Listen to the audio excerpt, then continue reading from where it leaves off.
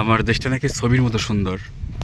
তবে আমার মনে হয় কথাটা পুরোপুরি সত্য নয়, কারণ আমার দেশটা ছবির চাইতেও অনেক গুণ বেশি সুন্দর। এটা হচ্ছে রাঙামাটির কাপ্তাই লেক। বিশাল এই লেকে রয়েছে অসংখ্য পাহাড়, অসংখ্য পাহাড়। তার ভিতর আমি এখন একটা পাহাড়ে আছি। আহ, এখানে লেখা আছে আই লাভ বারকাল। সম্ভবত এটা পাহাড় কিংবা জায়গার নাম হতে পারে, আমি ঠিক জানি না। আর মজার ব্যাপার হলো কি, এই পাহাড়টাতে এখন সম্পূর্ণ আমি একা আছি। এই যে সম্পূর্ণ একা আছি, কেউ কোথাও নাই। এটা অনুভূতিটা আসলে দারুণ।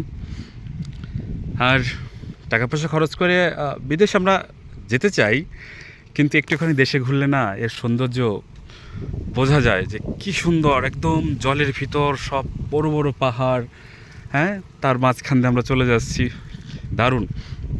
তো আমার দেশটা বিদেশের মতো সুন্দর এটা আমি কখনোই বলবো না। তাহলে কি হয়, তার যে সৌন্দর্য সেটাকে ছোট করা হয়। আমার দেশটা তার নিজের মতো করে সুন্দর। চারপাশে শুধু এই নীল জল, একদম স্বচ্ছ। একটু আগে স্নানও করছি।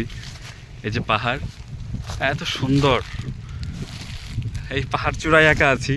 আমার এখন সুনীল গঙ্গোপাধ্যায়ের মতো বলতে ইচ্ছা করছে যে আমার একটা পাহাড় কেনার শখ, কিন্তু পাহাড়কে বিক্রি করে আমি আসলে জানি না। দামের জন্য আটকাতো না, কিন্তু আমার আটকাইতো, কারণ আমার আসলে নদী নাই, তার ছিল। তাই সে বলেছিল যে কি পাহাড়টা কিনে নিবে নদীর বদলে, কিন্তু আমার তো কোনো নদী নাই। আর আমার যা আছে তার আছে এই অপার মুগ্ধতা, এই নীরবতা, আর এই সৌন্দর্য।